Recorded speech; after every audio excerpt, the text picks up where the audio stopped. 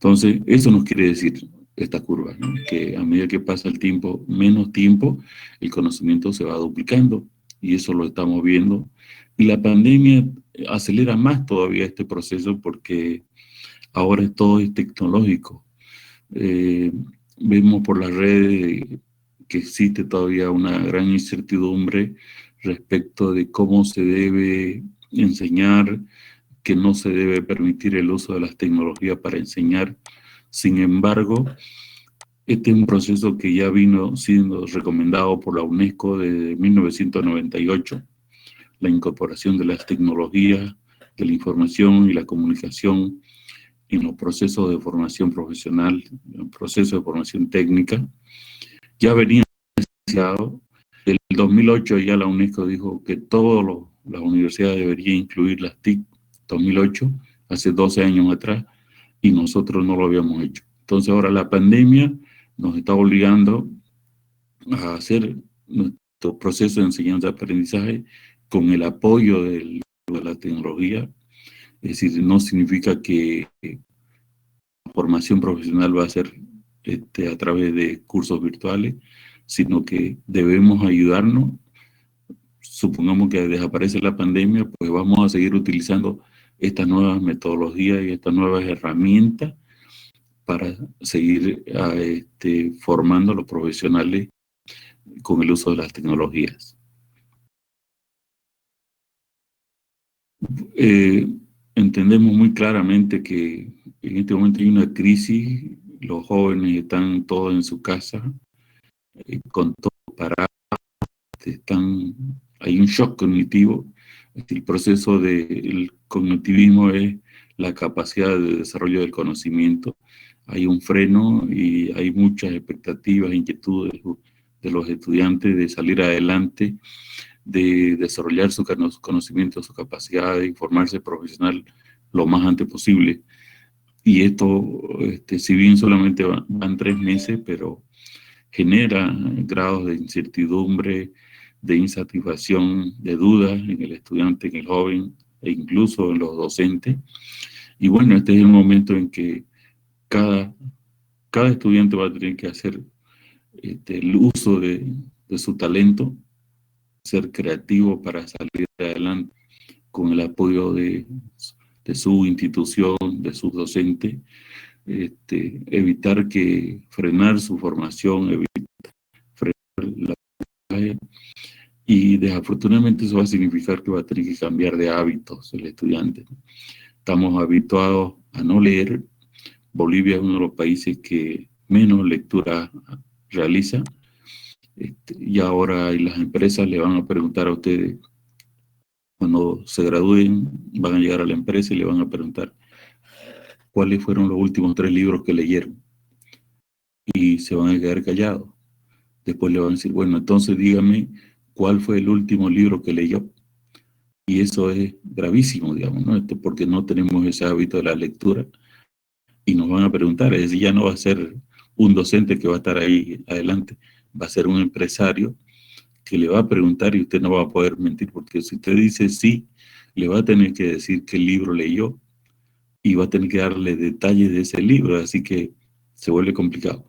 Por lo tanto, es un hábito que vamos a empezar a tenerlo, a desarrollarlo nuevamente, porque la lectura es algo que nos va a mantener en línea, nos va a mantener al día, nos va a mantener a tono con las novedades y cambios tecnológicos que se van a suceder de manera acelerada en el desarrollo de nuestra profesión.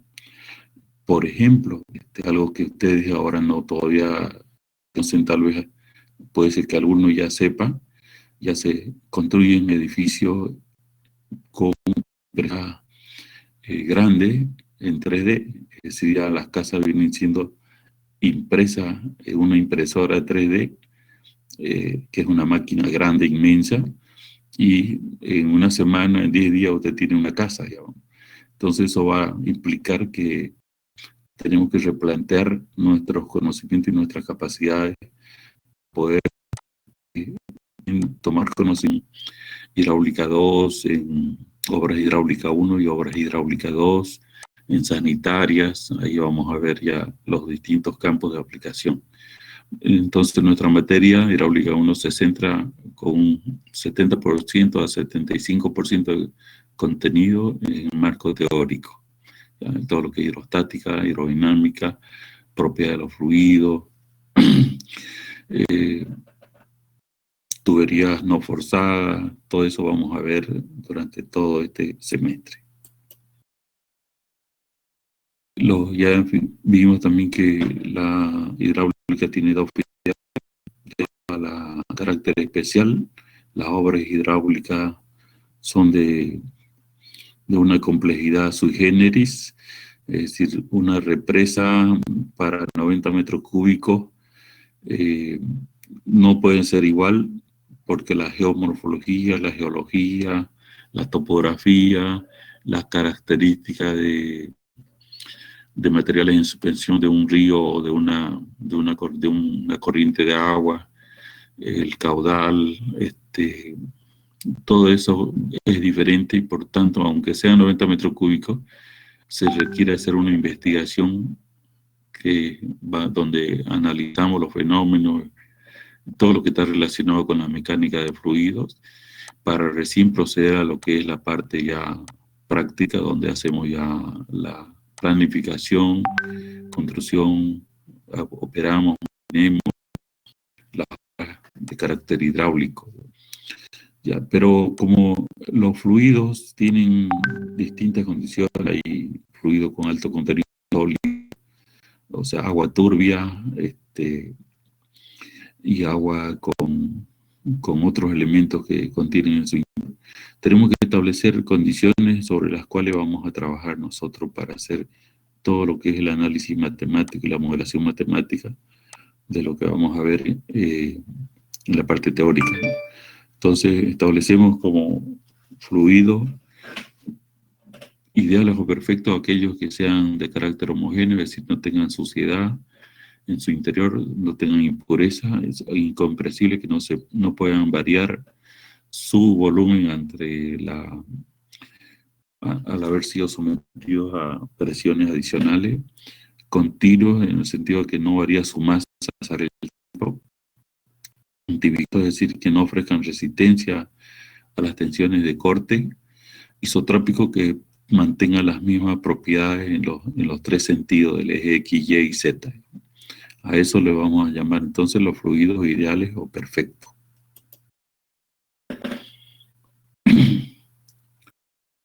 Las unidades, es importante tener bien claro el tema de las unidades con las que vamos a operar, tanto dentro del campo de la fuerza, que son la base, la masa y la fuerza, para desarrollar la energía hidráulica y ver los comportamientos hidráulicos. Manejamos fuerzas y masa, ¿no?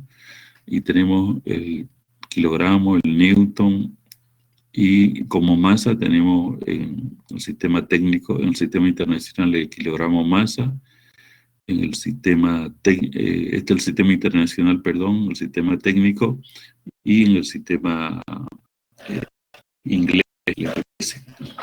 Entonces, tenemos que tener presente que un newton es la fuerza necesaria para que una masa de 1 kilogramo se acelere 1 metro sobre segundo cuadrado. Y el peso obviamente es igual a una fuerza, ¿no? Ahora, tenemos que recordar también cuál es la diferencia, por qué razón 1 kilogramo es igual a 9,81 newton. Porque la definición de newton es la fuerza para que un cuerpo de 1 kilogramo se acelere 1 metro sobre segundo cuadrado. Y 1 kilogramo fuerza es la fuerza necesaria para que una masa de 1 kilogramo se acelere ya no 1 metro, sino se acelere una aceleración igual a la aceleración de la gravedad, es decir, a 9,81. Esa es la definición de kilogramo fuerza. Un newton es para 1 metro sobre segundo cuadrado y un kilogramo para 81 sobre segundo cuadrado. Por esa razón es que la equivalencia entre kilogramo fuerza y newton es 9,81. Bien, entonces después la masa viene a ser la UTM, viene a ser una masa en el sistema técnico que simboliza que es la masa necesaria para que una fuerza de 1 kilogramo de fuerza permita que ese cuerpo se acelere 1 metro sobre segundo cuadrado. Sería una masa, ya no sería una fuerza. Y el slug es la masa, pero ya en el sistema inglés, ¿no? O el FPS. Entonces, en las unidades básicas, esto está muy bien detallado en el material que está a disposición de ustedes en la plataforma.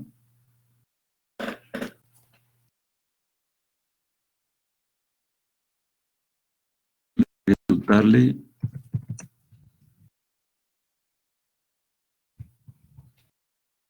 lo siguiente. ¿Hay alguna duda sobre lo que hemos visto? ¿Alguien quiere hacer alguna consulta?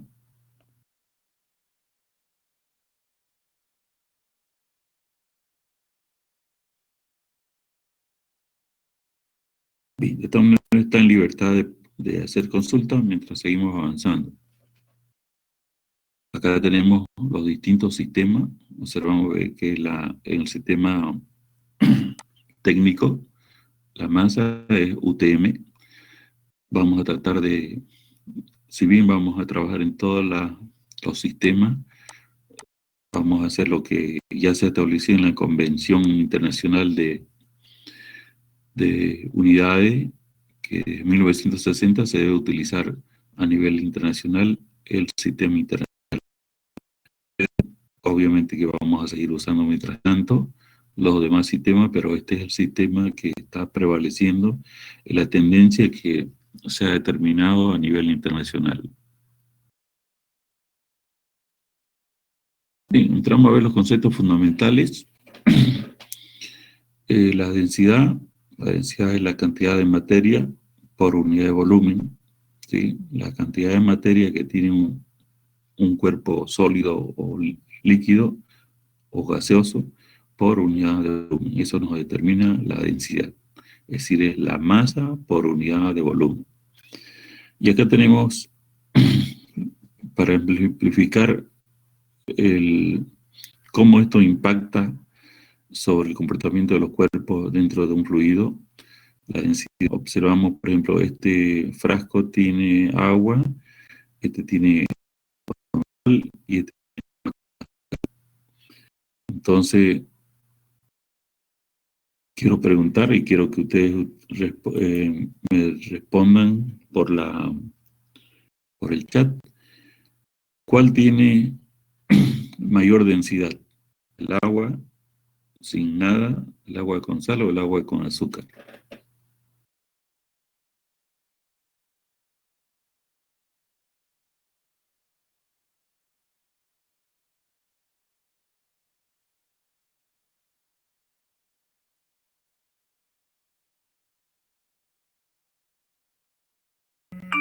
Bien.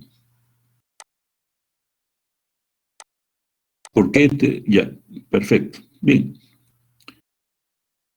excelente. Hay varios que algunos no lo tienen claro, pero bien.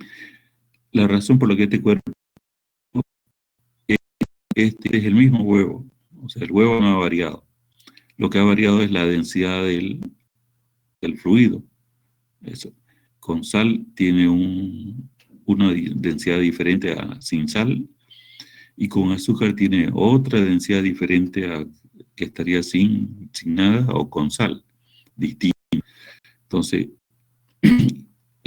aquí se nota claramente que donde tiene mayor densidad el agua es donde tiene sal, porque el huevo se ha elevado debido a que su densidad es menor a la del fluido. Aquí la densidad del huevo es mayor que la densidad del agua, por eso está al fondo. Y aquí con azúcar lo hemos largado, está en esa posición, no se sube ni se baja, por lo tanto, significa que el agua con azúcar tiene exactamente la misma densidad que el agua, ¿sí? Por esa razón se ve en distintas posiciones. Y acá lo vemos, por ejemplo, ¿alguien sabe qué es esto? Este cuerpo de aquí.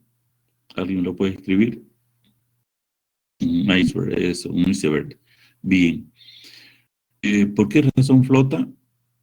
Bien, la densidad del hielo es mayor que la del agua o menor.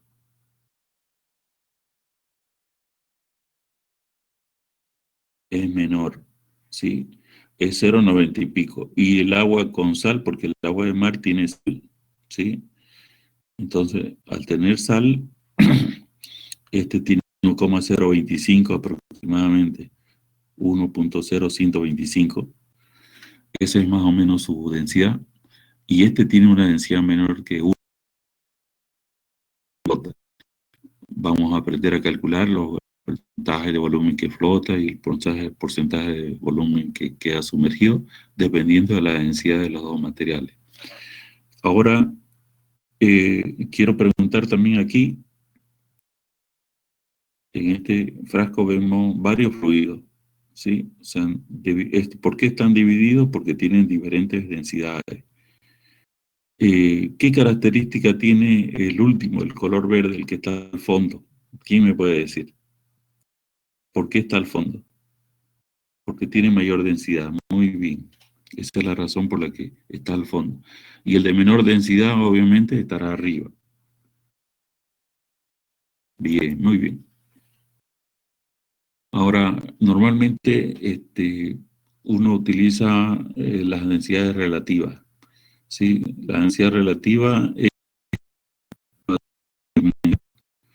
es adimensional. Cualquiera sea la forma de calcular la densidad relativa, es adimensional.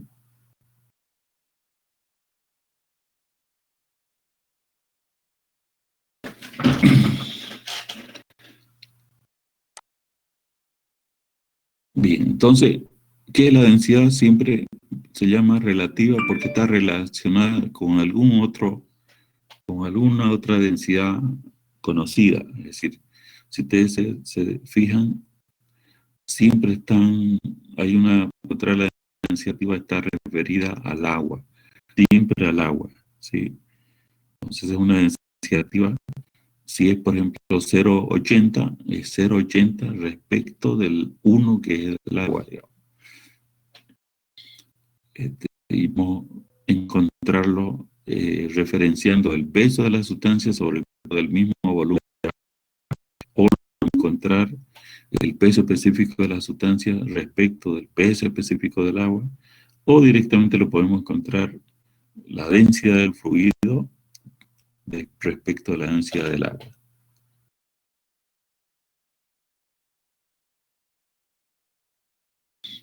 Sí, pero está bien aquí lo que dice Shirley, pero estamos hablando de líquidos, ¿no? Estamos en líquidos en este momento.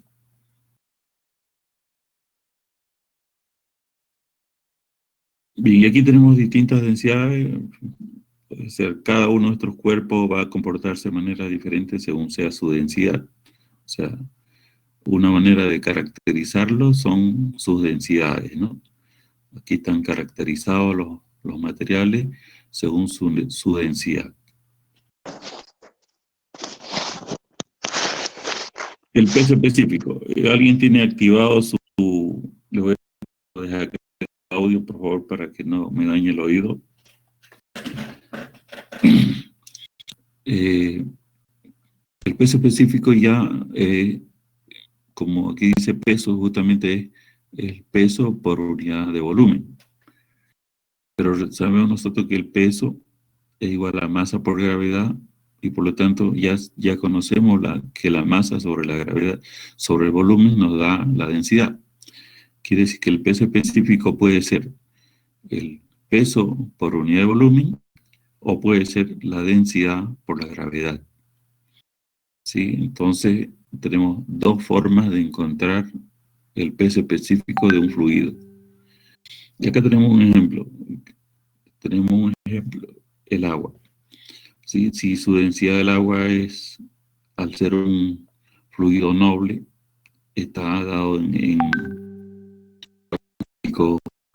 nadie se puede olvidar, 1000 o 1. Si tenemos la densidad del agua que es 1000 kilogramos, estos kilogramos es masa sobre metro cúbico, es decir, masa sobre volumen, y queremos calcular su peso específico, Como no tenemos el peso del fluido, entonces utilizamos la segunda ecuación, que es densidad por gravedad. Entonces, densidad por gravedad me daría 9.810 newton.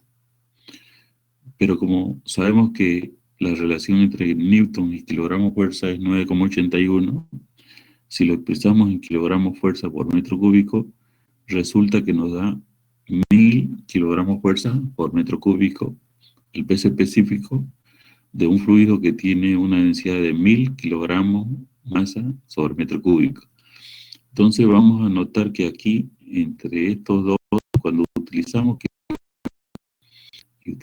kilogramos, el valor numérico de la densidad es exactamente igual al valor numérico del peso específico. Por eso le puse aquí, ojo, para que tengan presente siempre ustedes. La densidad de cualquier fluido, su valor numérico es exactamente igual a la del peso específico, siempre y cuando estén expresados la masa en kilogramos y el peso específico en kilogramos fuerza. Su valor numérico es igual, pero la magnitud física es distinta, ¿no? Esta es densidad y este es peso específico.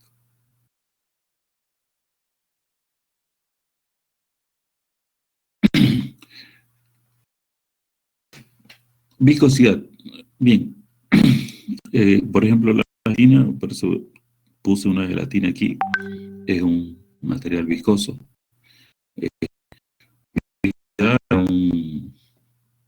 Es una propiedad que tienen los fluidos de ofrecer resistencia a las tensiones de corte, ¿ya? Debido a la interacción entre sus moléculas del fluido. Observamos entonces que si tenemos acá este elemento que está acá, lo tenemos de manera vertical, le colocamos, le infringimos acciones tangenciales de corte y es como si tuviéramos una infinidad de capas superpuestas una sobre la otra, así se deformaría la gelatina. Le aplicamos la enzima y esto se va a deslizar y la parte inferior no se mueve, pero sí se mueve la parte superior. Entonces esto queda como si fuera una superficie fija. Entonces, eso implica el esfuerzo, el valor de la viscosidad. Entonces, la tensión de corte viene a ser la fuerza por unidad de área. Esto tiene un área, fuerza, y entre su área nos da la tensión de corte. Y eso es directamente proporcional a la viscosidad. Si yo aplico sobre una gelatina, va a ser diferente a si la aplico sobre un elemento de mayor viscosidad. El vidrio, por ejemplo, es viscoso, no es un fluido, es un fluido. Tendríamos que para deformar el vidrio una fuerza muy, muy grande por su alta viscosidad. Entonces,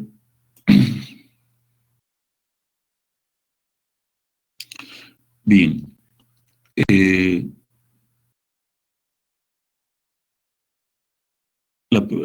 Camila me pregunta la propiedad de cuando estemos se refiere a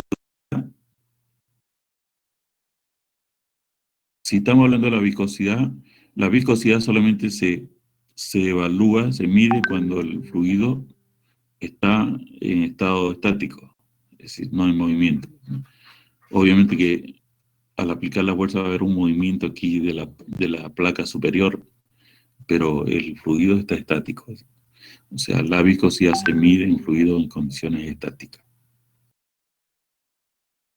Bien, entonces, si teníamos el mismo cuerpo anterior, aplicamos una fuerza sobre esta superficie, se va a deformar, la placa inferior se comporta como una placa fija y la placa superior como una placa móvil. Entonces aquí estos son fluidos newtonianos, lo que nosotros vamos a trabajar, y por lo tanto hay una deformación lineal, ¿sí? Y se puede obtener la relación de que la velocidad sobre la altura y va a ser igual a la variación de velocidad sobre la variación de y. Y la tensión de corte es la fuerza sobre la unidad de área. Entonces, observamos de aquí que la fuerza es directamente proporcional al área, mayor fuerza, a mayor fuerza, mayor velocidad, pero a mayor altura, menor fuerza. Entonces, directamente proporcional al área y a la velocidad e inversamente proporcional a la altura. Mientras más alta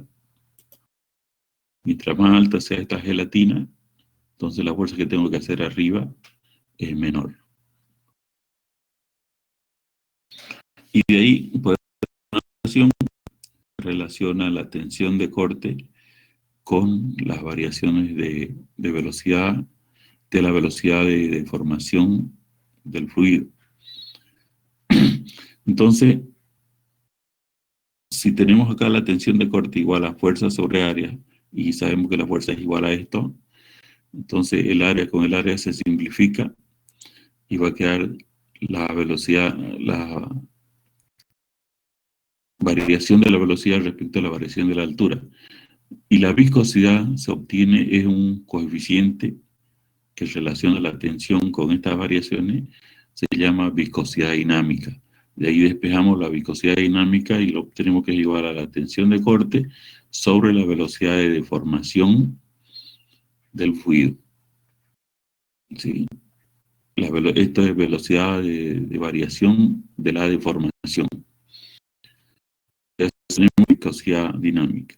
Y la viscosidad cinemática será igual a la viscosidad dinámica dividido entre la densidad del fluido. Si ambos lados multiplicamos por gravedad, entonces esta relación que es viscosidad dinámica sobre densidad la podemos transformar en viscosidad dinámica por gravedad sobre peso específico y nos da los mismos resultados. Y aquí tenemos los distintos tipos de unidades para los dos parámetros de medición de la viscosidad de un fluido.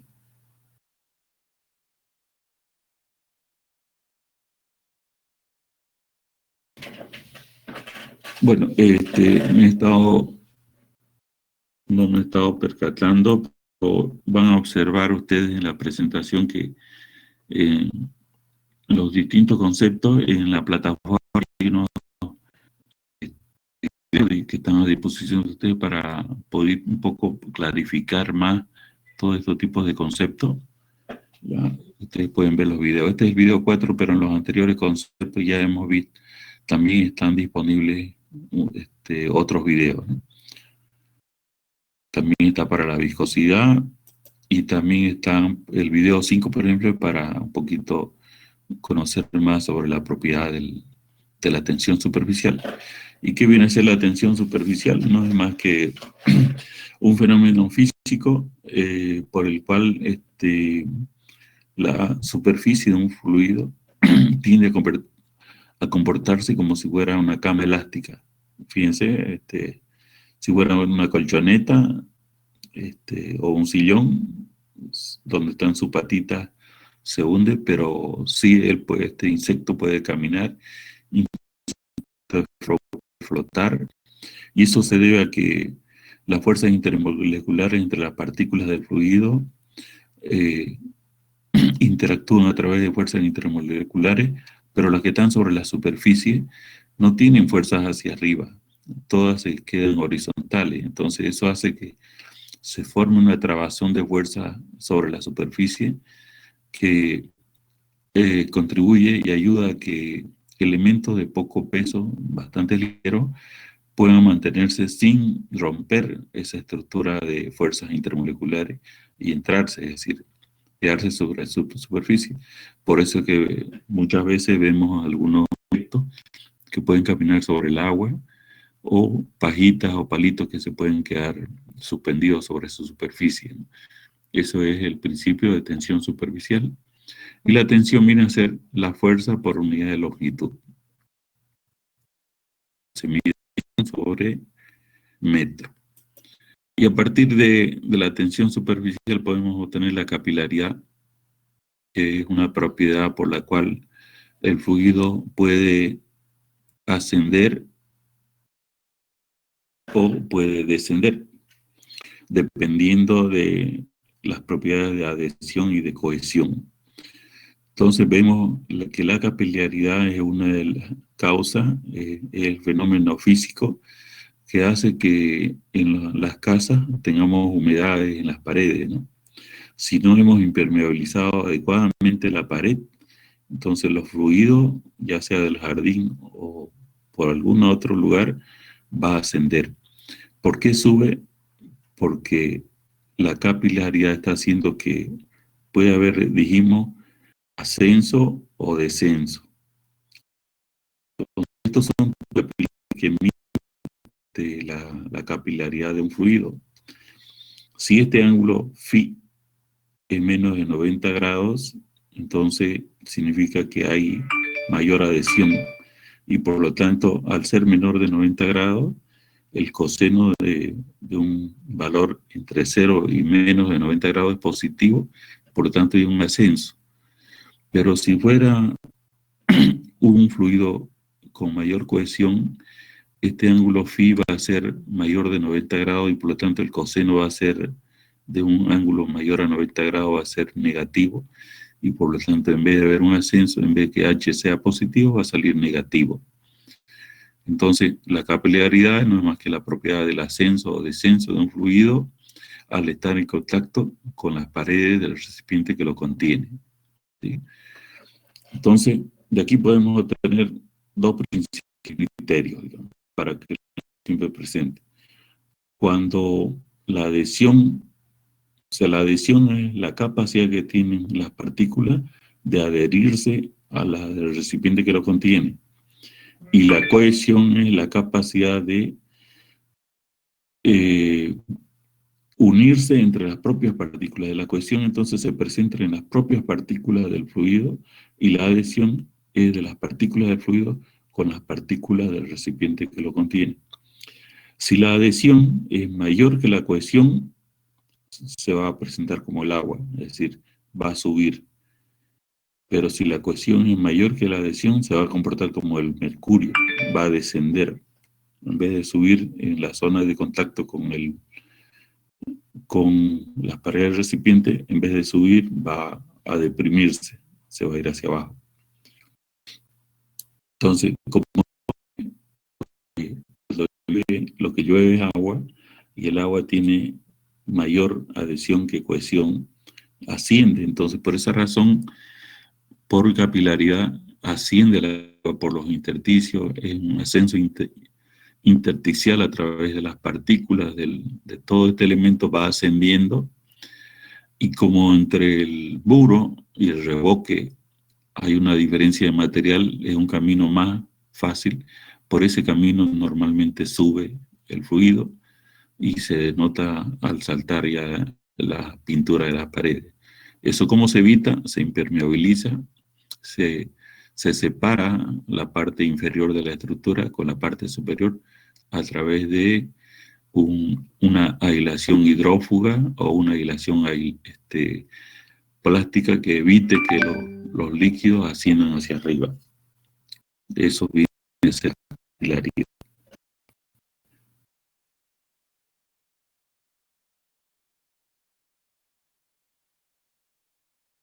Si tienen dudas, reitero, pueden hacer las consultas.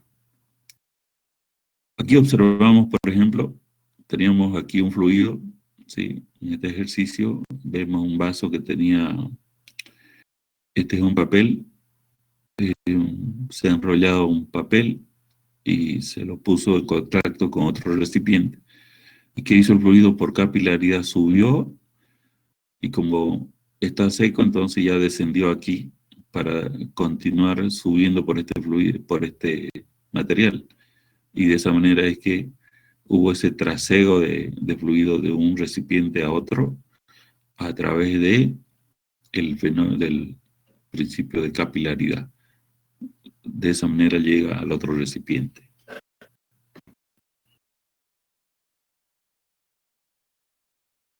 Y otro concepto fundamental también es de compresibilidad, o también conocido como módulo de elasticidad volumétrico, ¿ya? la compresibilidad es el grado de compresibilidad que tiene un fluido ante la presencia de presiones adicionales. Y es una relación que se presenta entre la variación del volumen dividido entre la variación de volumen por unidad de volumen y tiene signo negativo. ¿Cuál es la razón por qué tiene signo negativo? Es porque, por ejemplo, si nosotros comprimimos un elemento ya sea esférico o cualquier otro tipo de prisma, va a disminuir su volumen. Entonces, aumentamos la variación de presión, la variación de volumen es negativa. Entonces, negativo con negativo se vuelve positivo. ¿Sí? Esa es la razón para el signo negativo. Y si fuera al revés, si disminuimos la presión, entonces su variación va a ser negativa, va a aumentar el volumen. Pero al variar negativamente la presión, negativo con negativo, se vuelve positivo, lo que significa que siempre la compresibilidad o el módulo de elasticidad volumétrico va a ser positivo. Y como aquí tengo volumen sobre volumen, las unidades de estas dos se simplifican y queda que la compresibilidad o la elasticidad volumétrica tiene las mismas unidades que la presión.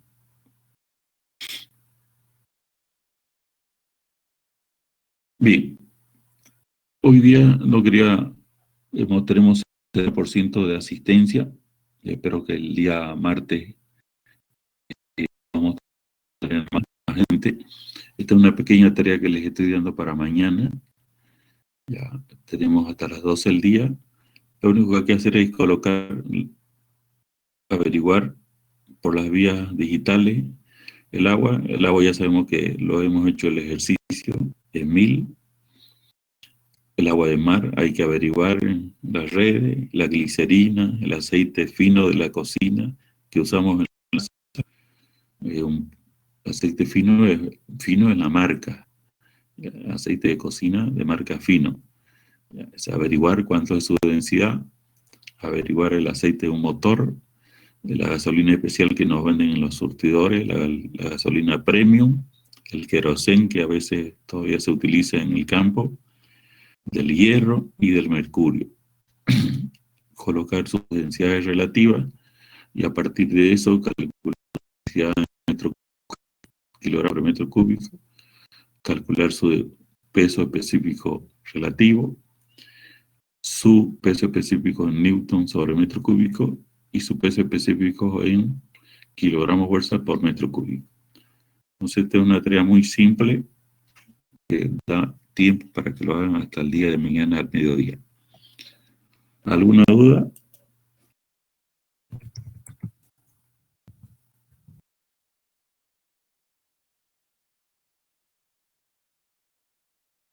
La tarea me la van a enviar por el WhatsApp, ya por mensaje privado, pero he visto entre los nombres, han puesto muchos Calimán,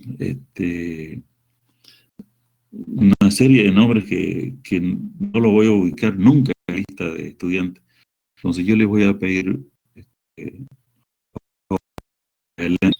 utilicemos nuestro nombre tal como está en la lista de la universidad. Mi nombre, por ejemplo, es Víctor Hugo Ortiz Arteaga, pero yo tengo que colocar Ortiz Arteaga Víctor Hugo. Si es Camila Sosa Flores, entonces ya tiene que colocar Sosa Flores Camila. Si acá está Jorge Miguel, por ejemplo, Sandro Huanca Espejo, tiene que colocar el Huanca Espejo Sandro. ¿Ya? Les pido que para la próxima clase utilicemos ese. Yo he visto varios han puesto su apodo. Hay uno que puso Zancudo ahí, su apodo. No pongamos nuestros apodos, necesito que pongan todo su nombre completo. Así voy a poder pasar la información de manera más fácil al sistema, digamos. ¿Ya? Entonces esa sería la tarea. Ahora les he enviado el día de hoy en la mañana los equipos de trabajo para trabajo de investigación. Ya, los dos primeros que vamos a presentar son obviamente lo que quedó pendiente al inicio de nuestra clase en marzo. el Plan Bohan y el Plan de Desarrollo 2025 de Santa Cruz. Hoy es viernes 5, el otro viernes sería 12 y el otro viernes sería 19. Entonces, el 9 van a tener los dos primeros grupos. Puede ser foto también, sí, y en PDF también. Van a poner esos dos primeros grupos de aquí a 2 viernes para darles tiempo. Es decir, y la asistencia no va a ser la porque necesito evaluar el desempeño del trabajo que están haciendo sus compañeros. Sería bueno que participen. Es importante que sepamos, el plan Bohan es importantísimo y todos los otros temas que vamos a ver también. Pero no lo voy a hacer obligatorio, pero los viernes vamos a hacer la presentación de nuestro trabajo de investigación. Pero para darnos tiempo, estamos dando 2 semanas para que los dos primeros grupos se activen y puedan empezar a trabajar. Y de ahí el orden está establecido en los cuadros que le pasé, mi grupo, segundo grupo. Esos son el grupo 1 y el grupo 2. Después viene el grupo 3, 4. A partir, como eso va a ser el 19, el junio 26 van a exponer ya 3 grupos. De ahí son 3 grupos. En cada viernes 3 grupos. La metodología de presentación. Cuando pregunta la metodología de presentación es del trabajo de investigación. Señor Pardo. Sí, bien. La primera hoja, la primera imagen del trabajo que les envié, dice ahí cómo tengo que presentar, cómo lo tengo que ordenar mi trabajo. La primera hojita que les envié por el WhatsApp está ahí. Ahí dice cómo debo presentarlo. La forma de poner es la misma que estamos utilizando. Ya, yo les voy a dar la pantalla y ustedes empiezan a hablar. Yo los tengo que ver ahí. Obviamente que sé que van a estar en su casa, ¿no? Pero voy a tener la foto de los 5, de los 7 o de los 8, haciendo su parte cada uno. Sí, Big Blue Button. Bien, y cuando dan clases virtuales, las recomendaciones que hemos recibido es de que las clases no deben ser muy largas, porque hay un agotamiento acelerado del estudiante. Por tanto, se recomienda que debe, como máximo 1 hora y media, se deben desarrollar las clases.